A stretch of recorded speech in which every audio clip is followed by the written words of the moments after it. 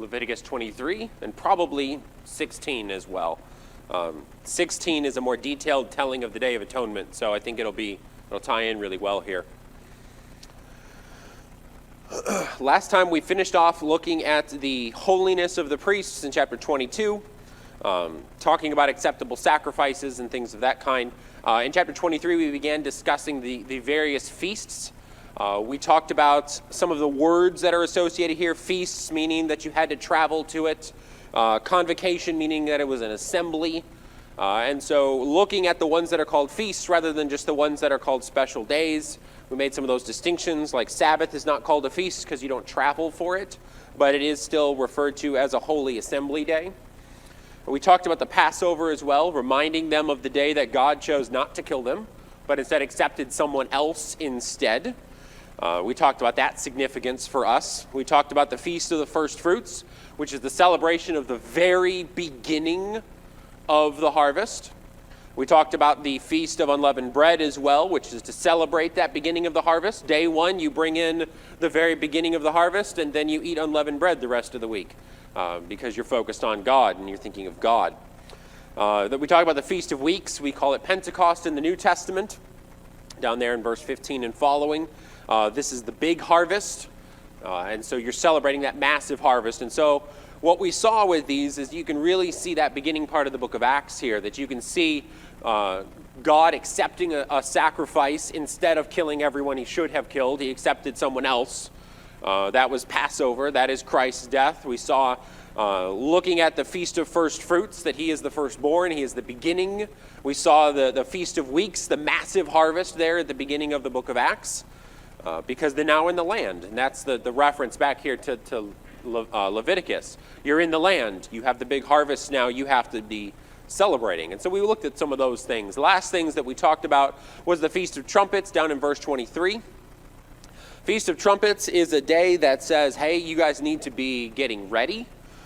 This is the 7th month. This is your important month. This is the month that's got two main feasts, main convocations that you need to be prepared for. And so they blew trumpets throughout the entirety of the land. Notice the wording there in 24 and 25. It doesn't describe it as a feast. We call it a feast because then it's really nice and pretty and we have 7 of them.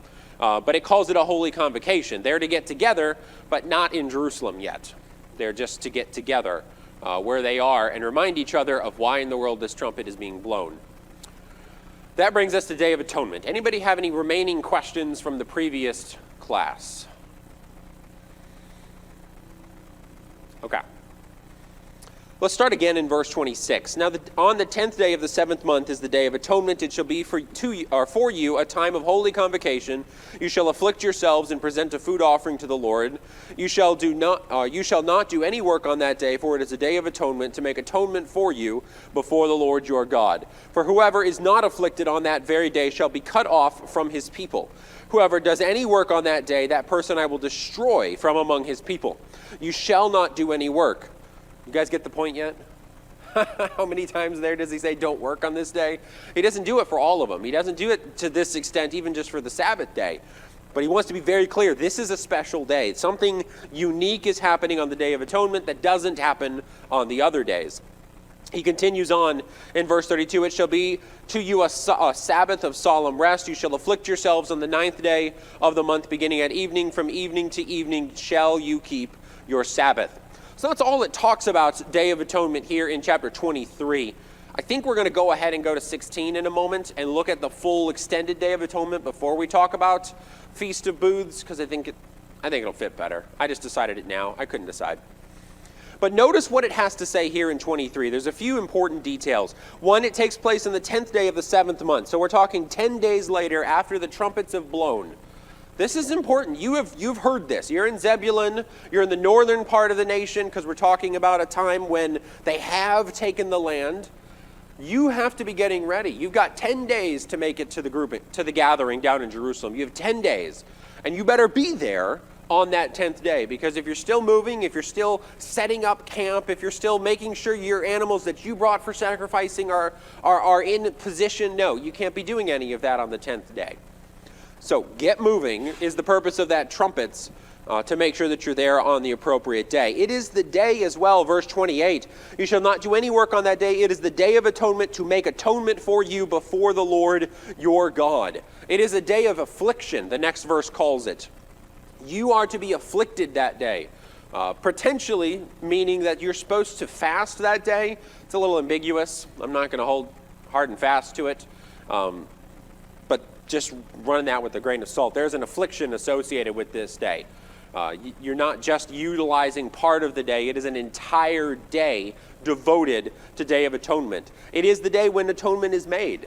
Something is going to happen today that is different than when it happens on other days. And we've already gone through the sacrifices, the first 9 chapters or so.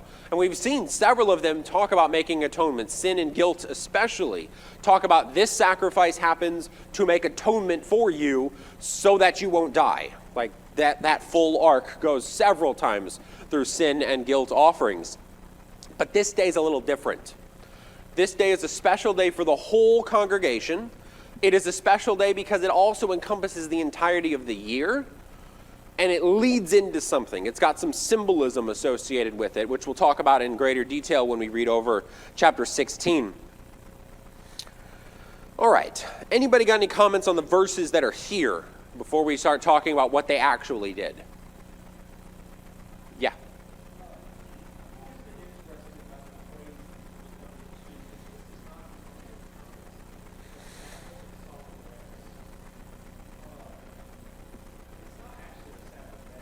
Right.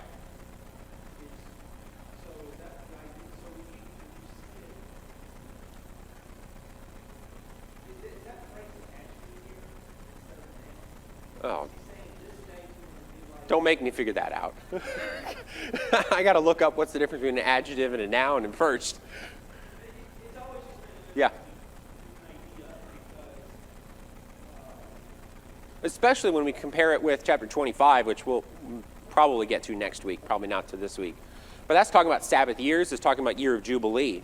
And it uses the word Sabbath to describe them again, which has to be a different definition. Like you can't talk about a Sabbath year meaning do no rest or no work the entire year, only do resting and holding convocation. Yeah.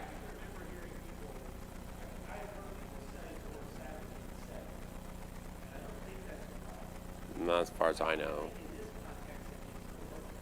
Mm-hmm. Yes. Here especially, yes. It seems to be associated with the Sabbath concept earlier in the chapter, back in verse 3, verse 3, because it calls it a Sabbath of solemn rest there as well. This is something special, rather than how it's not going to use the same terminology in chapter 25, when it calls it a Sabbath year or a sabbatical year. But it does seem to be, at the very least, intentional. Yeah. Any other thoughts? Did I see a hand? No? Okay. Let's go to chapter 16 then. Okay. Chapter 16, verse 1. This is the Day of Atonement. This is what they did. This is how they functioned. And we'll notice the kind of sacrifices. Pay attention to the sacrifices again. I'll point them out, but notice who is doing which sacrifice and what is its purpose. So, verse 1, the Lord says to Moses after the death of the 2 sons of Aaron. We have a timetable here now. So, the 2 sons have committed their atrocity before God. They've been killed. God has yelled at Aaron. Aaron has been mad at God. All of that has happened here. And then we have Day of Atonement, which kind of makes it even more important. Because there's a lot of badness that's happened in chapter 10. And now they're going to have a Day of Atonement where they have to come to God and talk about it. We're going to see that as we get towards the end. When they drew near before the Lord and died. In verse 2, the Lord said to Moses, tell Aaron your brother not to come at any time into the holy place inside the veil before the mercy seat that is on the ark, so that he may not die. For I will appear in the cloud over the mercy seat. So, just like he does in so many of the other sections of Leviticus, he starts off with the rule. Don't enter the Holy of Holies is what we refer to it as. Most common here, it just calls it the holy place where the mercy seat is. Don't go in there. If you go in there, you will die. Don't go in there. However, he then says how he can go in there. And there is one occasion when he is required to enter. So notice when he says in verse 3, but in this way Aaron shall come into the holy place with a bull from the herd for a sin offering and a ram for a burnt offering. Now stop there. A bull for a sin offering, who is the sacrifice for? What do you guys remember? That's all you need, bull and sin. What do we got? Could be the group. It could be who? Say again. Yes, the priest himself. You got two options here. The bull is used for the priest. The bull is used for the entirety of the congregation. Because then when you get down to the lesser ones, you got one leader as a goat. Individuals are they got a whole slew of options at that level. But when we're talking about a sin offering, we're in Leviticus 16 for you guys. When you're talking about a sin offering that is utilizing a bull, it has to be for one of the two. So this is Day of Atonement. I'm not going to make you guys predict which one it's going to be used for. We'll see it in a second. And then the second one is a ram for a burnt offering. Not a lot of details that we can draw out of that one. You got a whole slew of options for burnt offerings, and they're available to everybody. So we can draw the conclusion of the kinds of sacrifice that need to be made. Because he's making a sin offering and a burnt offering, Aaron is saying to God, by the offering of the sin offering, we are unclean and need to become clean again.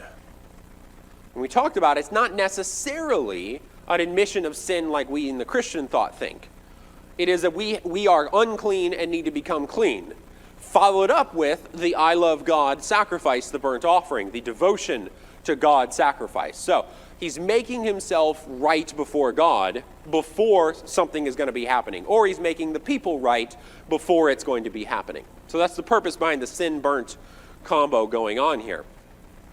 So let's read a little further. In verse 4, Aaron shall put on the holy linen coat. He shall put on the linen undergarment on his body. He shall wear, or he shall tie the linen sash around his waist and wear the linen turban. These are the holy garments. He shall bathe his body in water and then put them on. He shall then take from the congregation of the people of Israel 2 male goats for a sin offering and 1 ram for a burnt offering. Those will be the Day of Atonement sacrifices. The 2 goats for the sin offering and the 1 ram for a burnt offering. What kind of garments does he put on here? What did you notice? They're linen. They're very descriptive. You're wearing a linen coat, undergarment, sash, and turban. What is missing? The crown. No mention of a crown. No mention of the ephod. No mention of what we think of when we think high priestly garments, i.e. what Aaron was required to wear on a daily basis all those chapters ago. When he offers any sacrifice on any day, he is dressed as a high priest. He's not dressed as the high priest here. At least it makes no mention of the things that truly separate him from every other priest. The normal priest wears just linen garments, very similar in description. So what kind of point is Aaron making by his garb when he comes for Day of Atonement?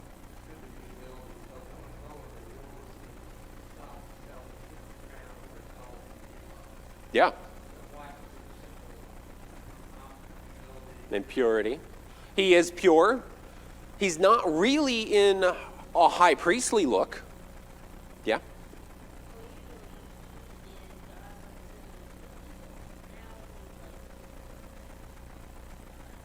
Oh, I like that. I'm going to steal it.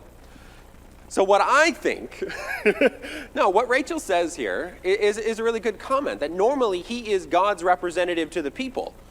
This time, he's more the people's representative to God. So he dresses humbly. He's not as flamboyantly garbed. He doesn't have all of the trappings that make him so different from everyone else. Ben, you had a comment? Or were you also going to steal Rachel's? That's true. We're one. Yeah. That was my idea. I had a great idea. Secondly, I don't remember it mentioning anything about a bathing ritual with the other garments. I think not on a normal basis. Consecration Day did. But this specifically mentions that with having to do this, once again, like lending itself to the purity idea and the cleanliness, the holiness, the simplicity of what he's doing. and deliberateness. Yeah. You know, this is an intentional day. Any other thoughts? Good comments. Yes. At the tabernacle. Yep. Yeah. On holy ground, he's taking care of this. Okay. We've got Aaron appropriately garbed.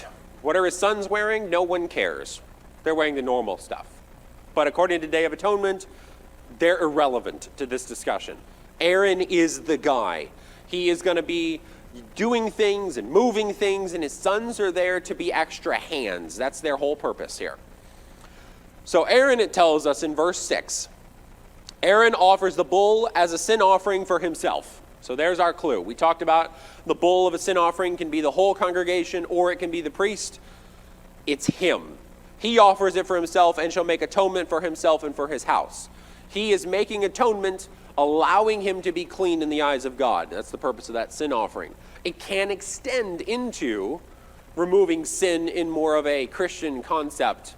But when we went through there, like, God doesn't talk about sin in that context like you and I understand sin. Like, it's more broken down and separate into separate bits. So, Aaron makes himself ready. Aaron now is clean in the eyes of God. So now he can move a step further. He takes the 2 goats, he sets them before the Lord at the entrance of the tent of meeting. Aaron casts lots over the 2 goats, one lot for the Lord, the other for Azazel. Aaron shall present the goat on which the lot fell for the Lord and use it as a sin offering. The goat on which the lot fell for Azazel shall be presented alive before the Lord to make atonement over it, that it may be sent away into the wilderness to Azazel. Some weird stuff going in here, right? First of all, I know everybody's thinking it, so I'm going to go ahead and say it. What in the world is Azazel? We're going to talk about that in a second, because we're all thinking it. But notice the movement going on. He takes these 2 goats, he brings them to the door of the tent of meeting, where the congregation can see what he's doing, and he casts lots over them. One of them is to become a sacrifice for the Lord.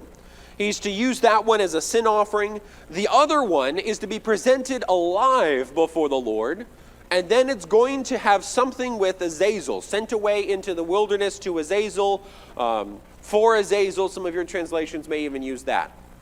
So what is Azazel? The short answer is no one really knows. The slightly longer answer is it could be a description of a place in the wilderness.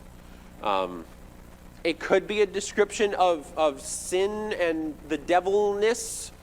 Probably not, because that concept really doesn't appear until the Hellenistic age. And then the Greek-minded Jews really liked that, and so they started thinking it as demon associated, but we don't see a lot of references to that older than it. Probably it's a location. Like, that's probably what it is. But we don't know. So if you want me to be any more clear than that, I won't. Yes. Scapegoat is usually how it's associated. So a lot of translations get rid of the word Azazel and just put scapegoat in, because we don't really know.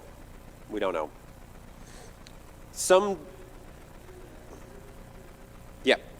Every time the 10th of the 7th month comes around. Yeah. Any comments on what we've discussed thus far? Any more comments? Yeah. On the other day when all the sacrifices, on the Day of Atonement, they couldn't work, right? Couldn't do anything. Right. You stand there before the Lord. I don't see how they ever had time to do anything with all this going on. But anyway, this seemed like on the Day of Atonement, it seemed like a day of fine fair party and so forth, which wasn't true on the other days when the sacrifice. Yeah. Day of Atonement doesn't have as much partying. You're going to get partying in about 5 days. When they get into the booths, it becomes much more of what we think of even like a festival style, is how the Jews frequently would celebrate it. It was a very exciting time for them. But Day of Atonement's a pretty solemn day, because it's the day that you have to say all your sins. Like, that's an awful day. Like, can you just imagine if once a year you and I had to do that? We're going to see that in a moment, but I'm kind of getting ahead of myself. Like, that's awful. It's miserable.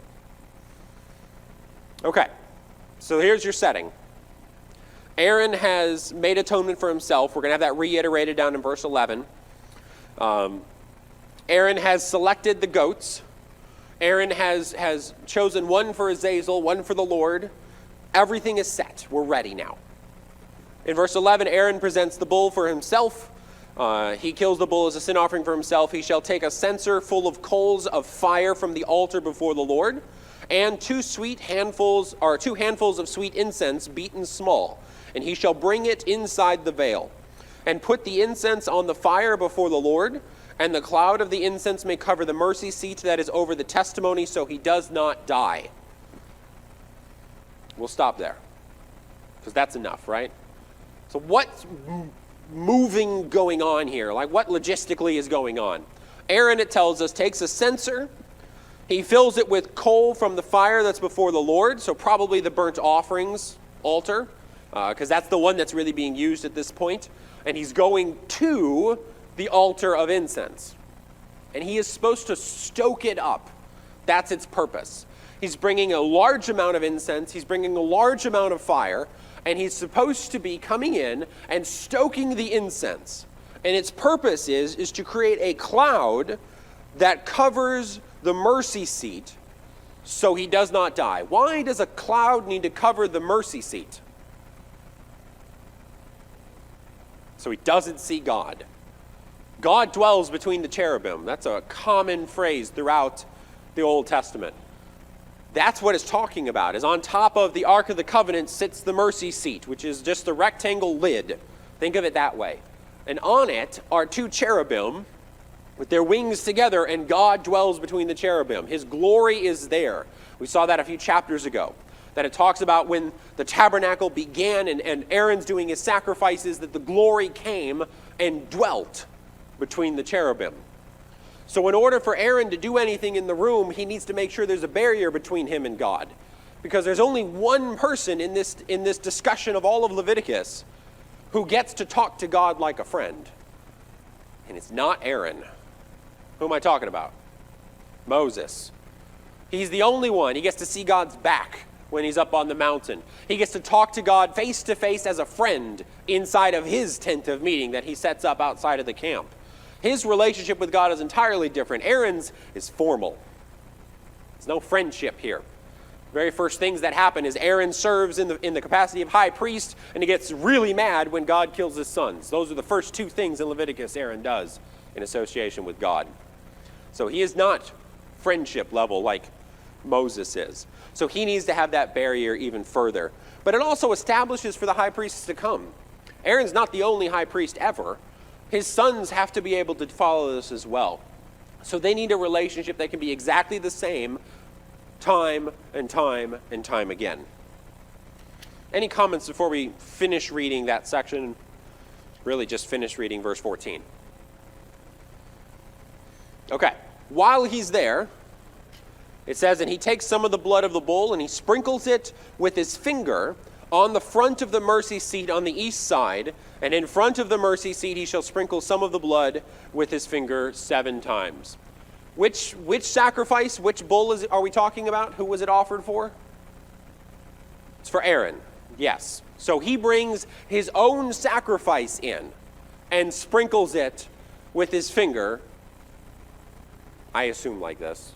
I don't know why I assume like this. It could be like this for all I know. I have no idea. But we're Americans, and I think this is much more American. But he sprinkles it 7 times. It's right there inside the doorway. That's the reference to the east side. He's not going in and wandering around. It's right there. He's just doing it. And that's it. Any comments on that? Okay, verse 15. Then he shall kill the goat of the sin offering that is for the people, and bring its blood inside the veil, and do with its blood as he did with the blood of the bull, sprinkling it over the mercy seat and in front of the mercy seat. Thus he shall make atonement for the holy place, because of the uncleanness of the people of Israel, and because of their transgressions, all their sins. And so he shall do for the tent of meeting, which dwells with them in the midst of their uncleanness. No one may be in the tent of meeting from the time he enters to make atonement in the holy place until he comes out and has made atonement for himself and for the house and for all of the assembly of Israel.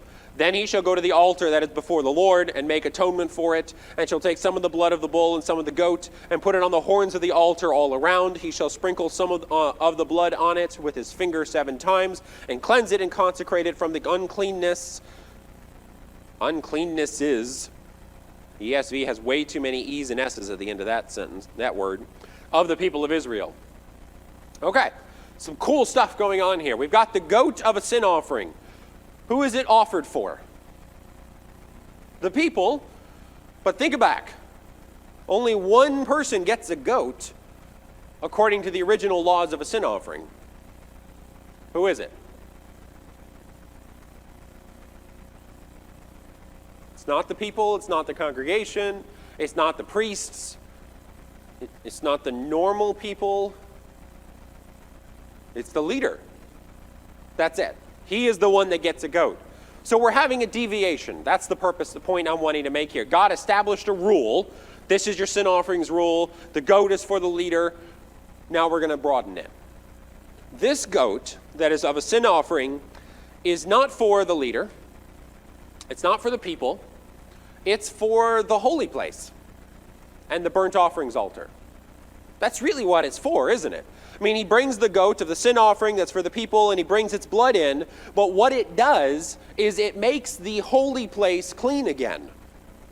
Because he's going to have another one over here, the scapegoat, that's going to have more to do with the people, but he has to get the tabernacle ready first. So he got himself ready. Now he's getting the tabernacle ready. He brings the blood in, he sprinkles it over the mercy seat, making atonement for the holy place itself because of the uncleanness of the people. They have tainted it. Is the image. Because it lives on earth, it must be cleansed every single year. Because earth is unclean. That's the image. Every year, God reminded the people that they are disgusting and make his holy things disgusting. And the only thing that makes it not disgusting is if God makes it so. Then he's going to talk to the people. But we can see that image with the stuff, right? He cleanses the mercy seat by sprinkling it as he did with the bull. He brings it out and he cleanses the burnt offerings altar as well, sprinkling the blood of the goat and the bull, putting it on the horns and sprinkling it 7 times as well, consecrating these two things from the uncleanness of the people. So yes, it says up there in verse 15 that this is the sin offering that's for the people, but it really has very little to do with the people. It has everything to do with the fact that they have made God's holy things unclean. And in order for the next year, for them to be able to be used, God's got to make them clean again. And he does it by utilizing the bull and the goat sin offerings, cleansing the priesthood, cleansing the sacrificing locations. Any comments on that before we start talking about some of the middle verses there?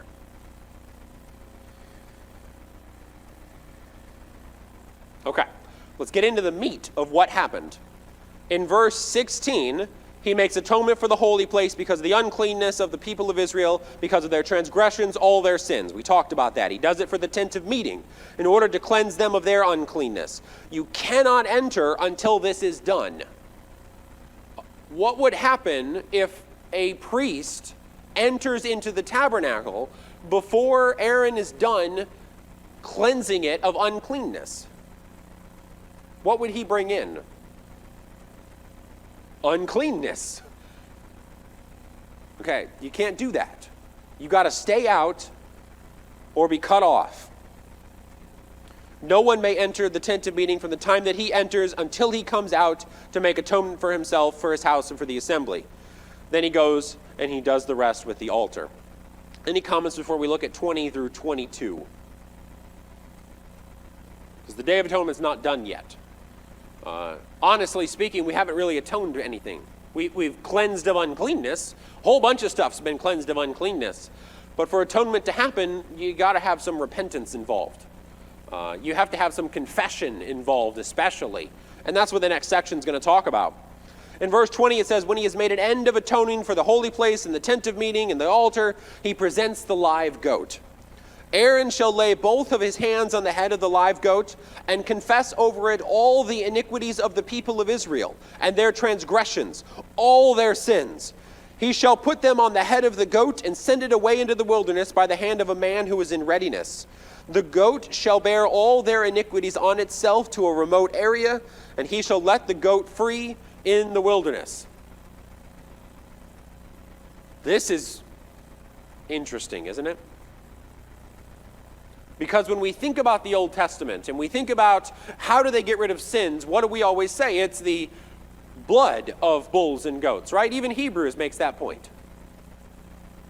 But according to the Day of Atonement, their sins do not go into something that is dead. They're taken away by something that is still alive. Aaron stands with this goat. He places both of his hands on the head, which is interesting because usually it says you place one hand. If you remember back there in the first 9 chapters, he places both. He's grabbing it. And he says all of their iniquities. He confesses all of their transgressions. I don't know what kind of timetable he's got. I really don't. I don't know if this is a quick, we have sinned, here's the bullet points. Or I don't know if the people had to make a list. Like, I really don't. I don't know if Aaron sat down with his sons the night before and they're like, okay, well, let's start back in January. What sins did we do? I really don't. What I do know is that when God said this to Moses, he said that Aaron shall confess all iniquity, all transgression, all their sins. So whatever they did, I can tell you with certainty, it was all. Because otherwise, they're not going to do all that God has commanded.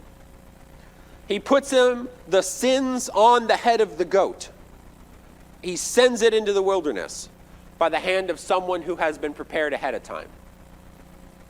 That individual takes it and takes it far away, so that goat will never come back.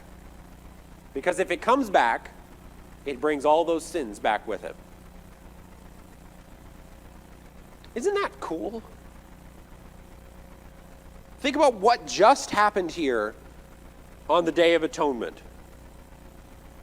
Aaron says, I'm unclean. I've got to get clean. So he offers the bull. He says, the stuff we've got are unclean. So he has to cleanse all of those things.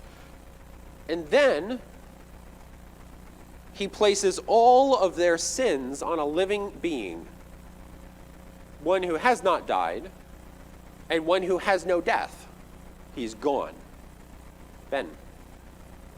I had a question and a comment, but it's interesting to me how the parallels between the scapegoat and Christ are great. In fact, some of the same terminologies. I was hoping somebody would go right there. But it's interesting how some of the same terminologies are even used in Isaiah 53 when foretelling the crucifixion and everything, but yet the scapegoat didn't die. But, Hebrews 13, I think, talks about how, Christ is outside the camp.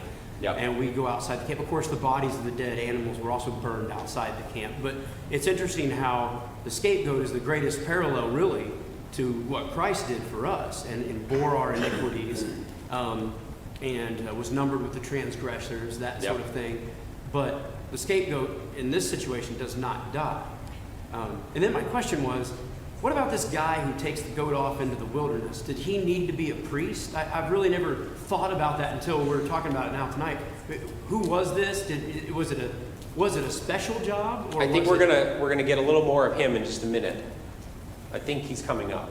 There's a little more. I think there's only like a verse, but we're going to get a slight more. But yeah, it's just someone who's prepared. I mean, even the phrase in readiness, a man who is in readiness is really a description of like a sojourner or a foreigner, somebody who is on the outside already. Some scholars even hypothesize, including some Jewish ones, that it is a literal foreigner, a local who knows the land and can take it away where the Jews don't know. So even they come up with that idea. Yeah? I was kind of going with that idea too. Romans 3:25, whom God displayed publicly as a propitiation. So I think that's the same idea. Yeah. Propitiation. In his blood through faith, this was to demonstrate his righteousness because of the forbearance of God. He passed over the sins previously committed. Yeah. Yeah. So I want to talk a little bit about the symbol as it lends into Christ. I think the problem we have with Jesus is that he really fits all of the sacrifices and all of the feast days. You can kind of find him in there. So there is some crossover. But I think when we think about the scapegoat, Jesus took our sins and he took them away. They're laid on him, they're gone. But think about the idea of what will happen when our scapegoat comes back. What does God then do when Jesus returns? That's judgment, right? That is when there no longer is a sacrifice for sins and you have to account for what you've done because the scapegoat came back. And so we can see our symbol, our current hope is still in the scapegoat. We hope that he stays away until we're prepared. We hope that God gets us prepared because we certainly cannot keep anything clean. As evidenced by the rest of the Day of Atonement, we couldn't even keep the tabernacle clean. We can't even keep the holy things he's entrusted to us clean unless he comes in and takes care of it for us. But when that scapegoat returns, we better be ready. We better be prepared. And so you can see that symbol still in there. What made it? Tabernacle unclean. The fact that it was here. He's got to clean it. Yeah. Only the high priest could do that. I think it's the imperfection. It's the idea that we didn't keep it correctly. It's Aaron still being human, and sure, he offered a sin offering for himself, but he's still man and cannot keep it perfect. Any other thoughts? See why I get excited? Like, that's pretty cool. It deepens our understanding about our current situation, simply because we understand a little more about the physical symbols of what they actually had to do. So let's talk about the end of the day. In verse 23, then Aaron comes into the tent of meeting. He's done the scapegoat. He's done all of that. He comes into the tent of meeting. He takes off his linen garments that he put on when he went into the holy place, and he leaves them there. He bathes his body in water in a holy place. He puts on his garments. These would be his high priestly garments, his normal garments. And he comes out and he offers his burnt offering and the burnt offering of the people and makes atonement for himself and for the people. The fat of the sin offering he burns on the altar. And he who lets the goats go to Azazel shall wash his clothes and bathe his body in water, and afterward he may come into the camp. The bull for the sin offering and the goat for the sin offering, whose blood was brought in to make atonement for the holy place, shall be carried outside the camp. Their skin and their flesh and their dung shall be burned up with fire, and he who burns them shall wash his clothes and bathe his body in water, and afterwards he may come into the camp.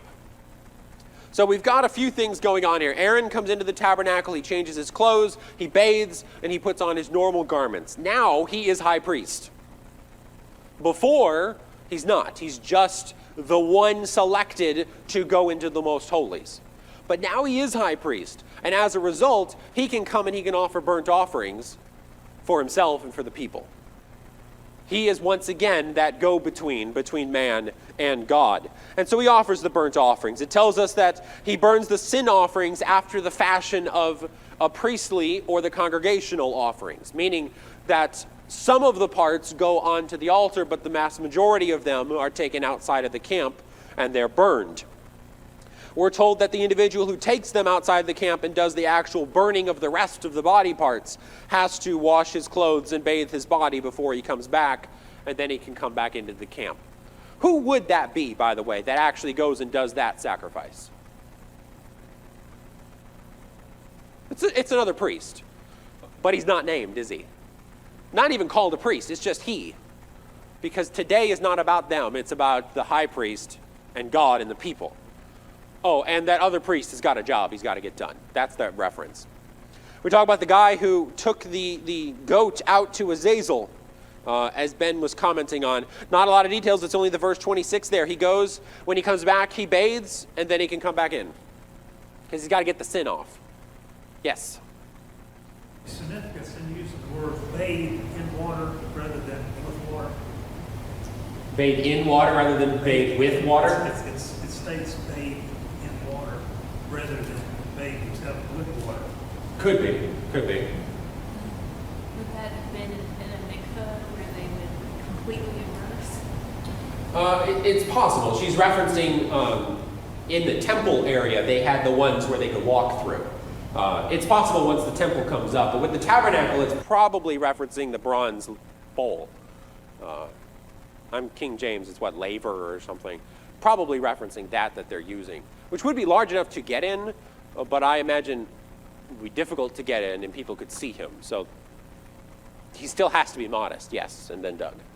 Different translations translate it differently. Like the New American Standard has with water. Yeah. So depends on translation. It may just be whichever small word they decided to put there.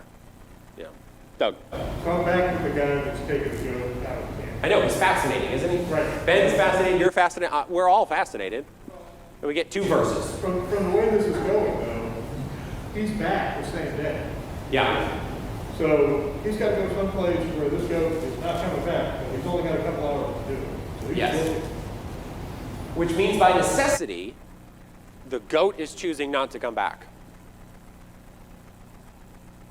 Which means it has to be miraculous. Like, that's just the only answer here. God is making it not come back until the goat chooses to come back. Can you still see our current situation?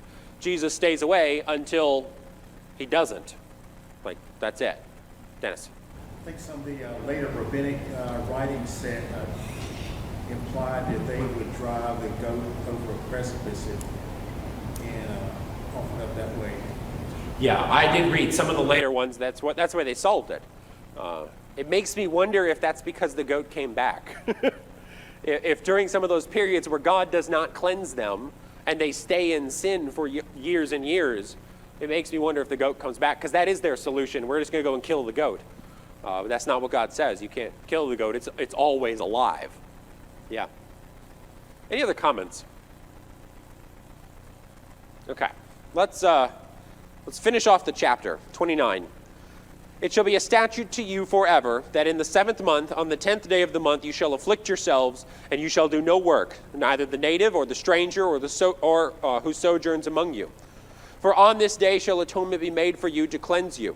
You shall be clean before the Lord from all your sins. It is a Sabbath of solemn rest to you. You shall afflict yourselves. It is a statute forever.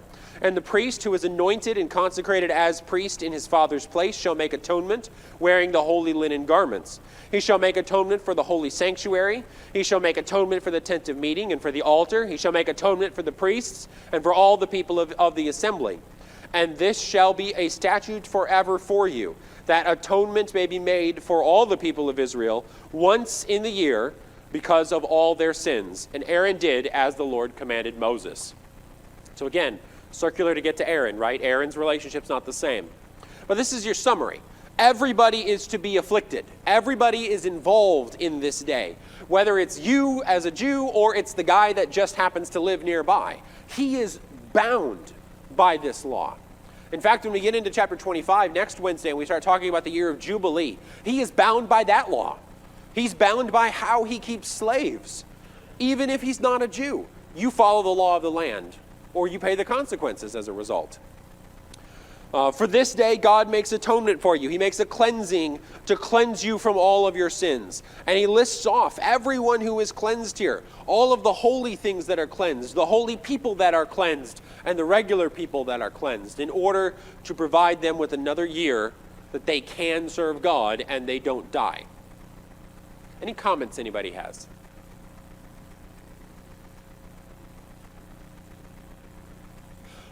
Thank God, God already did it all. Like, honestly, he did the Day of Atonement for us. We're just waiting for the scapegoat to come back. Like, it's been taken care of. God, once for all, sent the goat off into the wilderness. And it's still there. We're still functioning under that 1 year. Like, that's us today. We're functioning under 1 year because when that goat comes back, when our high priest returns, he's got to cleanse everything again. You can think about it. Hebrews makes the point. You can think about our current situation as the high priest has gone into the Holy of Holies and he's done his job. But he's still there at the side of God. Because Hebrews says once he leaves that, then we have to have judgment. So you can read through that and think about it under that frame.